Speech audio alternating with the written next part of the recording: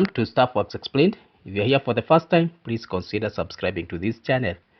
In this video, we'll be talking about Uganda's standard gauge railway, which we say is finally leaving the station.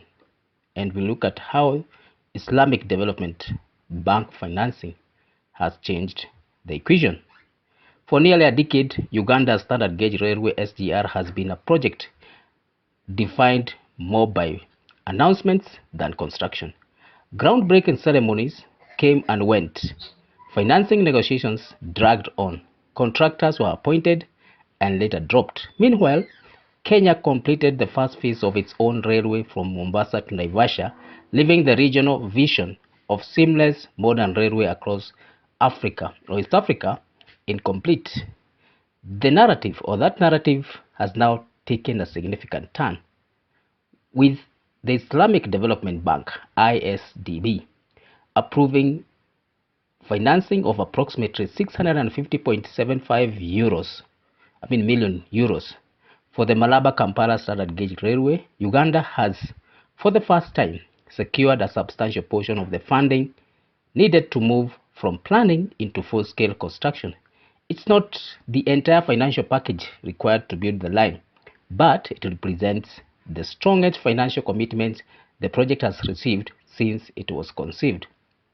The approval changes more than the government balance sheet. It changes confidence.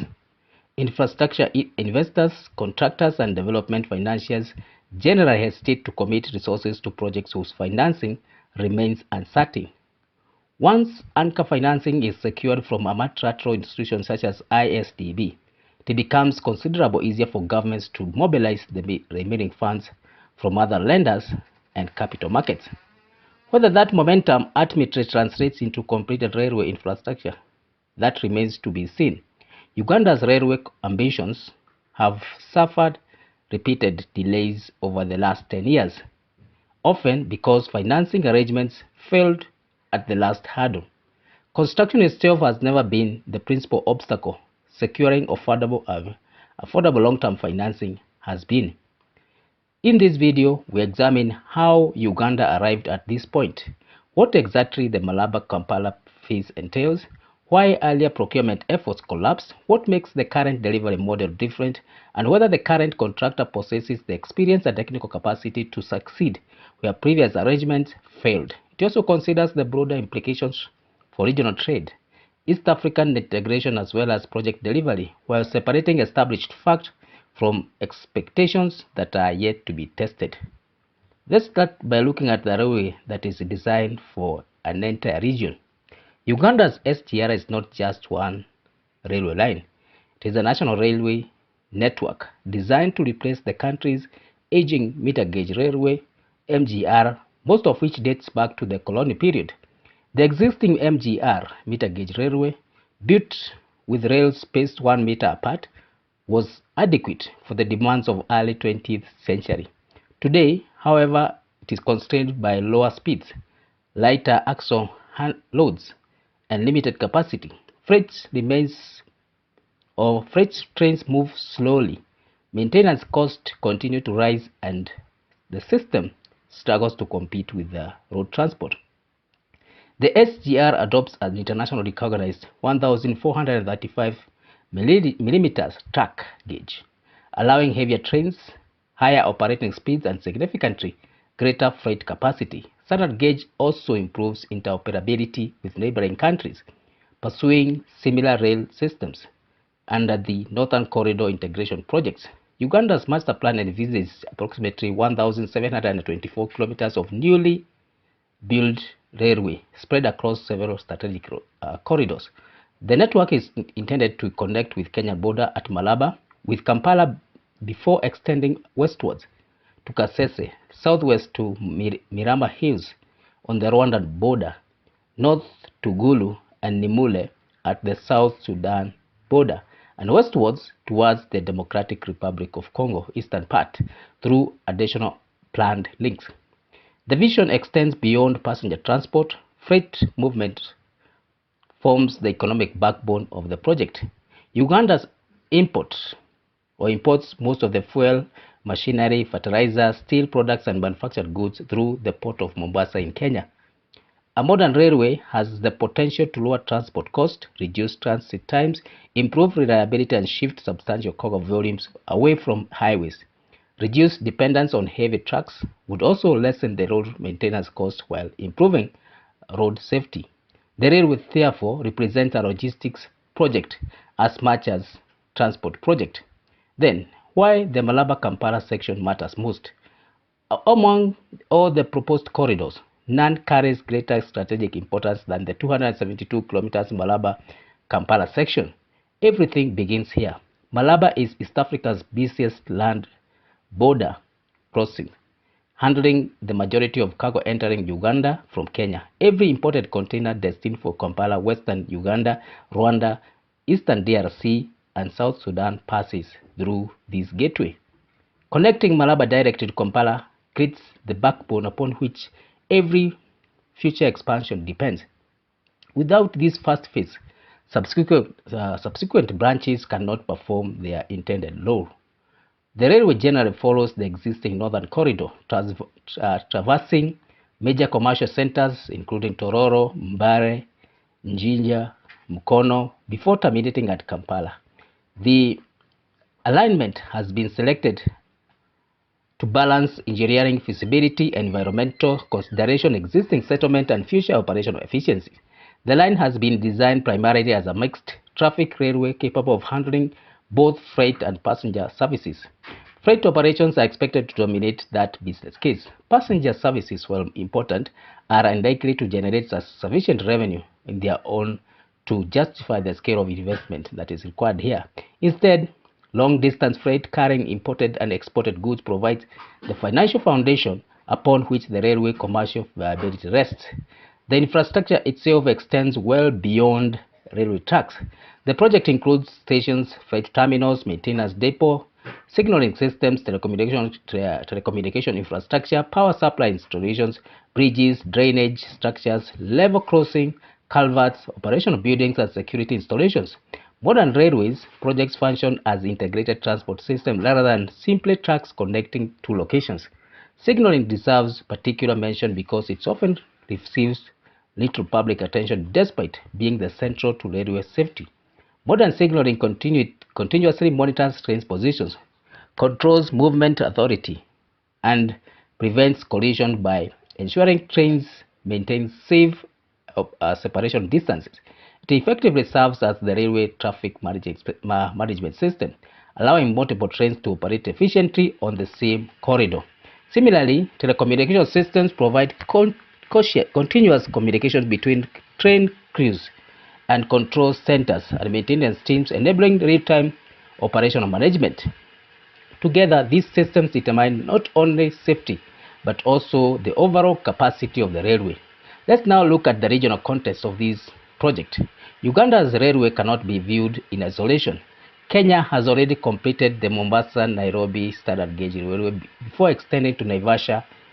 Although the planned extension from Naivasha or Suswa to Malaba remains largely unfunded, Uganda has consistently maintained that delaying its own preparation indefinitely would not only postpone future regional integration. Should Kenya eventually complete the remaining section between Naivasha and Malaba, Uganda intends to have its own network sufficiently advanced to enable immediate cross-border operations.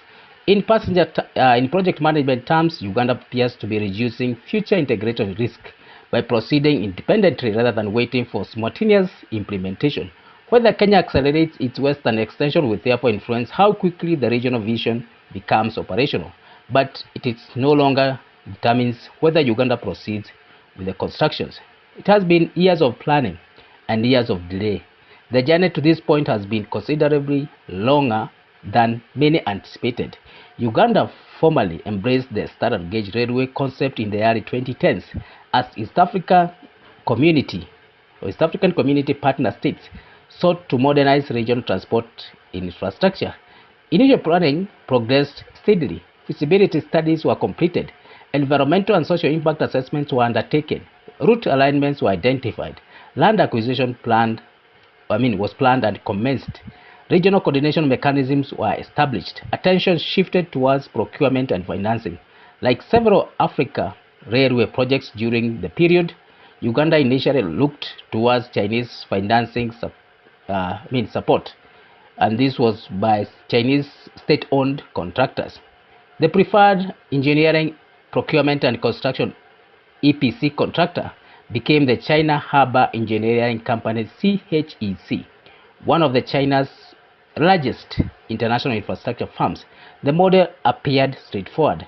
CHEC would construct the railway while financing would be mobilized primarily through China Export-Import Bank. That combination had already delivered major railway projects elsewhere in the continent, including Kenya's SGR. However, Uganda's financing negotiations proved considerably more difficult than anticipated. Loan agreements never reached financial close. Terms continued revolving. Negotiations extended over several years. Meanwhile, global lending conditions gradually changed. Chinese overseas infrastructure lending became increasingly selective, with greater scrutiny applied to project economics, sovereign debt sustainability, and lending risks. Eventually, Uganda terminated the arrangements after concluding that financing was unlikely to materialize in that proposed structure. The contractor had not failed because of engineering performance. Rather, the financing model underpinning the contract never became bankable. In major infrastructure delivery, this distinction is very important. Projects do not proceed simply because contractors are appointed.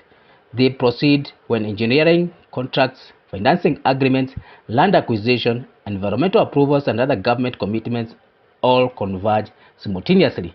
For Uganda, financing remained the missing piece. Now let's look at the new financing model, new contractor, and a new delivery that characterize the Uganda SGR. The collapse of the earlier procurement model forced Uganda to confront a difficult reality.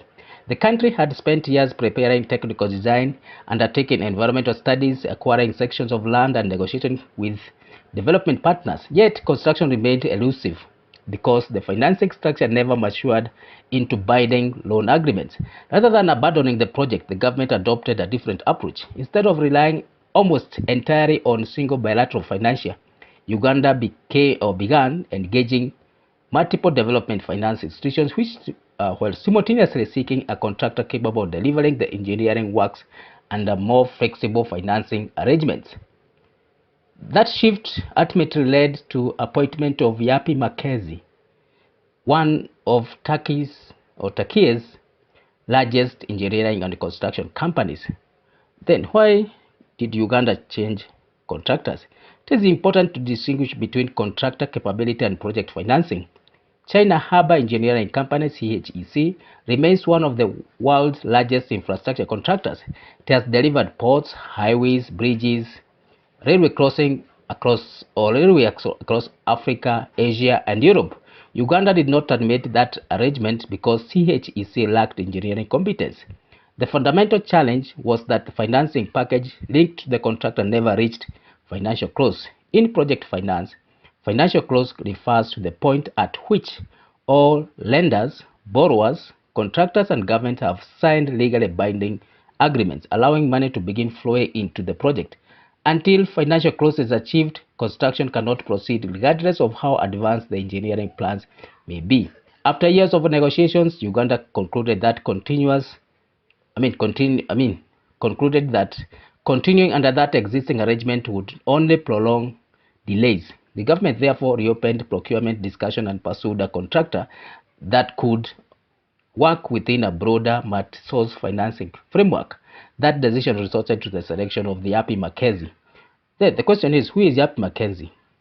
The company was founded, or the firm was founded in 1965.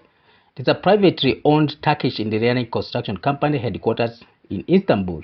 Unlike many international contractors that specialize in a single infrastructure sector, the company operates across railways, metro systems, highways, bridges, tunnels, industrial facilities, and urban transport projects. Railway construction has increasingly become one of its defining strengths. Over the last 2 decades, Yapı Merkezi has built thousands of kilometers of railway infrastructure across Turkey, the Middle East, Africa, among other places. Its portfolio includes urban metro systems, high-speed railways, freight corridors, and conventional passenger rail lines. What has attracted particular attention in East Africa is the company's role in delivering Tanzania's standard gauge railway. Tanzania, where we see the project that changed Yapı Merkezi profile in Africa and East Africa. When Tanzania decided to replace its aging MGR with a modern standard gauge network, it awarded several major sections to Yapı Merkezi. Unlike many railway projects that have suffered prolonged delays across the continent, Tanzania programs has demonstrated measurable physical progress. The contractor has been responsible for constructing multiple sections, including the Dar es Salaam-Morogoro line and the subsequent phases extending to Dodoma and Makutupora. The works have involved high-capacity freight railway construction, passenger stations, major bridges, drainage structures, railway embankments, signaling systems, communication infrastructure, electrified railway systems, maintenance depots, among others. Some completed sections have already entered commercial operations, while others continue progressing towards completion. For Uganda, Tanzania experience offered an important reference point. Rather than evaluating the contractor solely on company presentation or previous overseas works, officials could examine the active SGR operating under the East African conditions, including similar soils, weather patterns, procurement environments, as well as regulatory systems. Now, another question that we ask ourselves is whether can Yapı Merkezi deliver where others failed? These questions deserve careful examination because public debate often oversimplifies the issue. Some commentators have framed the contractor change as replacing a failed contractor with a successful contractor. The evidence does not support that characterization. CHEC did not fail to construct the railway because construction never commenced. Likewise, Yapı Merkezi has not demonstrated success on Uganda's railway because physical construction is only beginning. The comparison, therefore, should focus on technical capability, organization capacity, and project delivery experience rather than outcomes that have yet to occur. On those measures, Yapı Merkezi possesses several notable strengths. First, its railway specialization. Unlike diversified contractors whose portfolio are spread across numerous infrastructure sectors, Yapı Merkezi has developed considerable expertise in railway engineering, particularly standard gauge systems. That concentration allows the company to maintain dedicated railway design teams, signaling specialists, track engineers, and rolling stock integration experts. Second, its experience in electrified railways. Modern railway systems increasingly rely on electric traction because electric locomotives provide greater hauling capacity, lower operating costs, and reduced emissions compared to diesel-powered trains. Constructing an electrified railway requires significantly more than laying tracks. It involves designing overhead power systems, substations, electrical protections, equipment, and sophisticated control systems. Yapı Merkezi has accumulated practical experience in delivering such infrastructure. Third, its familiarity with African operating environments. Projects across continents often involve complex land acquisition processes, changing regulatory requirements, seasonal weather disruption, and extensive stakeholder engagement. Having already managed major railway construction in Tanzania, the company enters Uganda with regional experience that many international contractors lack. Let's look at the company's strength. From a project management perspective, Yapı Merkezi demonstrates several characteristics likely to benefit Uganda's program. Its projects typically employ integrated engineering teams, allowing design, procurement, and construction activities to proceed concurrently rather than sequentially. This approach can shorten delivery schedules where approvals remain aligned. The company also appears to invest significantly in local workforce development. During the Tanzania Railway program, thousands of local engineers, technicians, and machine operators received practical training alongside international contractors or specialists. Such knowledge transfer become particularly important because railway systems require skilled maintenance personnel long after the construction ends. Yapı Merkezi also experienced managing large volumes of heavy civil engineering work simultaneously. Railway construction rarely proceeds as a single linear activity. Different teams may be constructing bridges, laying tracks, relocating facilities, building stations, and installing signaling equipment at multiple locations concurrently. Coordinating these activities requires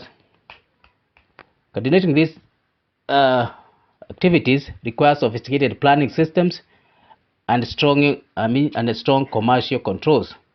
Let's look at the potential weaknesses and risks of these contractor. No contractor is without limitations.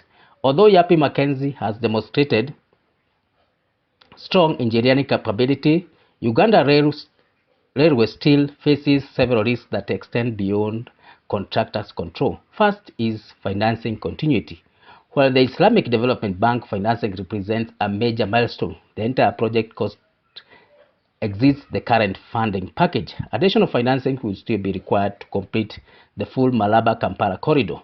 Should subsequent funding experience delays, construction schedules would be affected despite contractor readiness. Second is land acquisition. Large railway projects require continuous corridors crossing farms, towns, wetlands, public infrastructure. Any delays in compensating landowners or relocating utilities can interrupt construction sequence. A contractor may possess equipment, labor, financing, yet remain unable to proceed if access to sections of the alignment has not been secured. That is inflation. Railway projects consume enormous quantities of steel, cement, ballast, electrical equipment, and fuel. Changes in global commodity prices over multi-year construction periods can significantly affect project cost. Although contracts include mechanisms for managing some price fluctuations, prolonged inflation remains a recognized infrastructure risk. Fourth is regional connectivity. Uganda's rail is ultimately intended to connect with Kenya's network. Should Kenya's Suswa-Malaba extension remain delayed for an extended period, Uganda may initially operate a high-capacity railway that terminates at the border where the connecting standard gauge railway infrastructure has not yet arrived. That scenario would not eliminate domestic benefits, but could postpone some regional freight efficiencies envisioned under the Northern Corridor program. Let's now look at the financial breakthrough. Against this background, the Islamic Development Bank approval represents far more than another loan announcement. The bank approved financing of approximately 650.75 million euros for the Malaba-Kampala standard gauge railway, making it the largest single financing package the institution has ever approved for Uganda. Development finance institutions evaluate projects through rigorous technical, environmental, financial, and governance assessment before committing resources.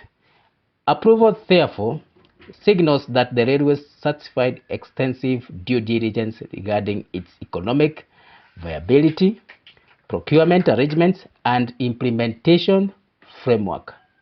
Importantly, the financing does not cover the project entire estimated cost, which stands at approximately 2.7 billion euros. Uganda's strategy instead combines multilateral development finance, additional external borrowing, and government counterfunding. This diversified financing structure reduces dependence on a single lender, a weakness that contributed to the earlier procurement model's collapse. The government has also continued engaging other financing partners, including the African Development Bank, commercial financial institutions, to mobilize the remaining resources required for implementation. For the first time in the project's history, financing is beginning to resemble the layered capital structure commonly used on large international infrastructure programs rather than relying predominantly on one bilateral lender. That distinction may prove just as important as the engineering itself. Let's now look at inside the Malaba-Kampala project and what success will actually depend on. If financing has long been the missing ingredient in this section. Construction will now become the true test of whether years of planning can be translated into functioning transport system. The Malaba-Kampala corridor is not simply about laying 272 kilometers of track. Modern railway projects are among the most complex civil engineering undertakings a country can deliver. They involve thousands of interconnected activities, many of which must proceed simultaneously while remaining precisely coordinated. A delay in one component can quickly affect dozens of others. For Uganda, success will depend as much on project management as on engineering. What exactly will be built? The Malaba-Kampala section has been designed as a double-track SGR, allowing trains to travel on both directions simultaneously.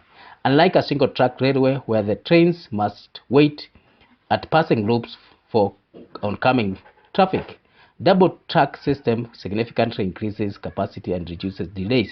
The line is expected to support both freight and passenger services, although freight transport forms the project's principal economic justification. Heavy freight trains carrying fuel, cement, fertilizer, steel products, agricultural exports, and containerized cargo are expected to account for majority of the railway traffic. Passenger trains will improve mobility between Uganda, eastern Uganda for that matter, and Kampala, but their contribution to project revenue is expected to be considerably smaller than that of freight operations. The railway has been designed for modern operating speeds, although actual train speeds will depend on the type of service. They may range between 120 for the passenger trains and 80 for the freight. Because beyond the railway track themselves, the project includes a wide range of supporting infrastructure. Several stations will be constructed along the corridor to serve passenger and freight customers.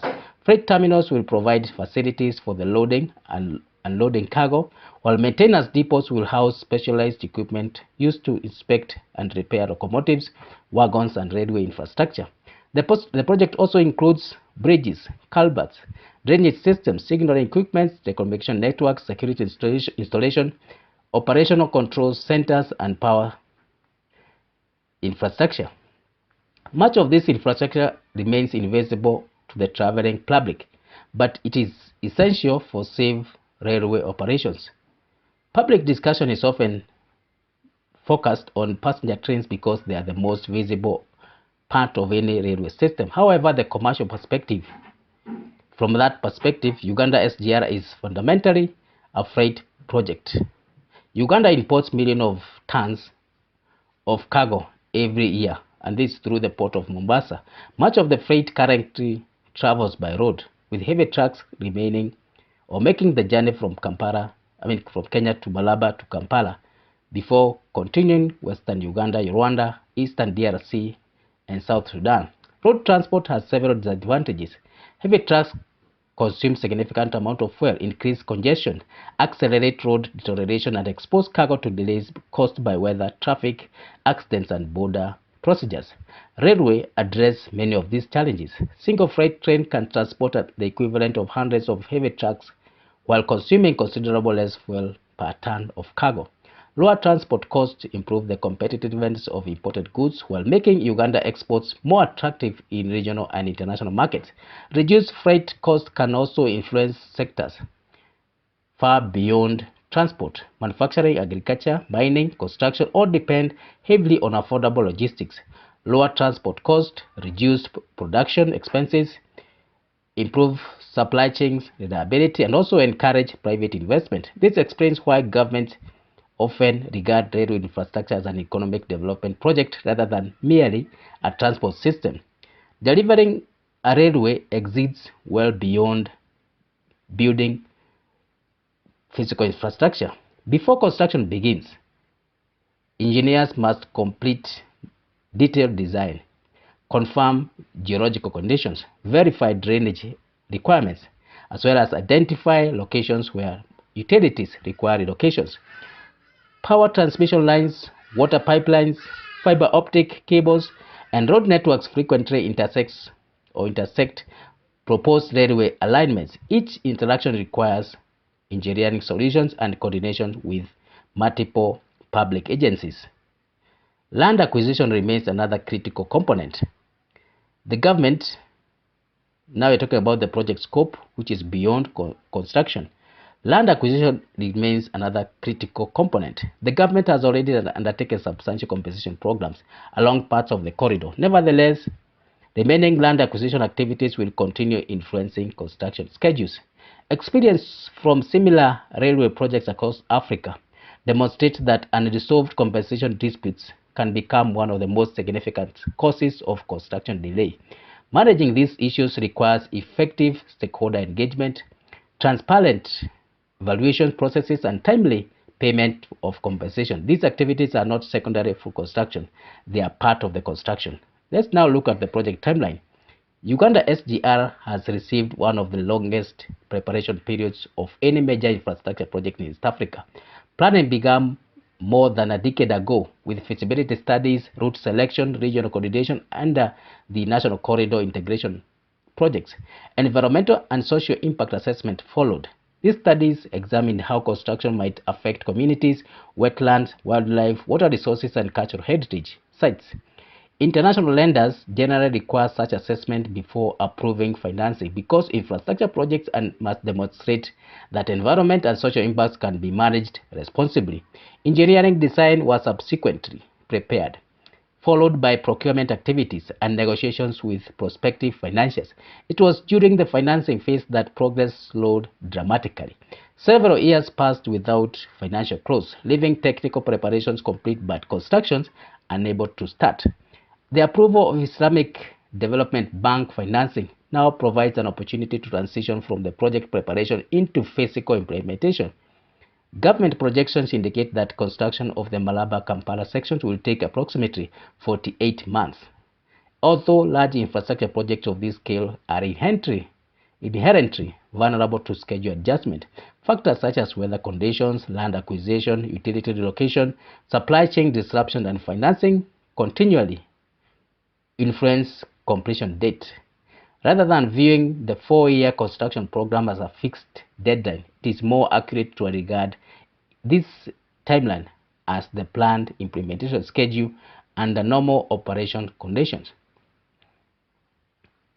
Let's now talk about the financing structure. The estimated cost of this line is 2.7 million. ISDB has provided 650.75 million euros. Therefore, this represents only part of required investment. Uganda intends to finance the remaining costs through a combination of government counterpart funding, additional borrowing from development finance institutions, and commercial lenders. This financing model significantly from earlier approach. It's a move. It's different. It is centers primary, that model centered primarily on Chinese bilateral lending. Diversifying funding sources often has several advantages. It reduces the dependence on one contractor. However, diversified financing also introduces complexity. Each lender applies its own procurement requirements, environmental standards, reporting obligations, and disbursement procedures. Coordinating these requirements demands strong project governance and experienced financial management. Failure to maintain compliance with lender conditions can delay the loan disbursement even after financing agreement has been signed. Now, the aspect of managing risk. Every major infrastructure project carries uncertainty. Project managers generally distinguish between risks that can be controlled and those that cannot. Engineering quality, contractor performance, procurement management, and construction sequence fall largely within project's control. Global inflation, commodity price fluctuations, exchange rate movement, and geopolitical disruption do not. Effective project management therefore focuses on anticipating risks before they become problems. For Uganda Railways, several risks warrant close monitoring. First, concerns cost escalation. Construction materials such as steel, cement, electrical equipment remain subject to international market fluctuations. Unexpected increases in prices can affect project budgets unless contracts include mechanisms for managing inflation. The second involves schedule management. Large projects comprise thousands of interdependent activities. Delays in bridge construction may postpone track laying. Delays in land acquisition may prevent earthworks from beginning, and delays in utility relocation may prevent station construction.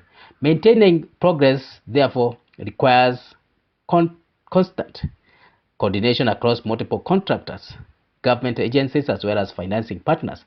The third concern is institutional capacity. Successful infrastructure delivery depends not only on contractors but also on the client's ability to make timely decisions, approve designs, process payment, and resolve disputes effectively. Even highly experienced contractors, they struggle when approvals become excessively delayed. How do we measure success? Completion of the railway should not be measured solely by whether trains begin operating. Infrastructure economists generally evaluate railway projects through broader performance indicators. These include reductions on freight cost, increased cargo volumes, improved border efficiency, shorter transit times, lower road maintenance expenditure, increased industrial investment, and higher export competitiveness. In other words, the railway success will depend less on the ribbon cutting ceremony than on whether business actually chose to move freight from road to rail. In freight operators, if they continue relying primarily on trucks, many anticipated economic benefits will remain unrealized. Conversely, if the railway succeeds in attracting substantial cargo volumes, it could fundamentally reshape logistics across Uganda and wider national northern corridor. The infrastructure itself is therefore only the beginning. Its long-term value will depend on how effective it is integrated with national and regional supply chains. So thank you for reaching this far. If you're here for the first time, please consider subscribing to this channel. You can also watch other videos that we have made on Uganda Standard Gauge Railway and other projects. So thank you, and let's meet in the next one.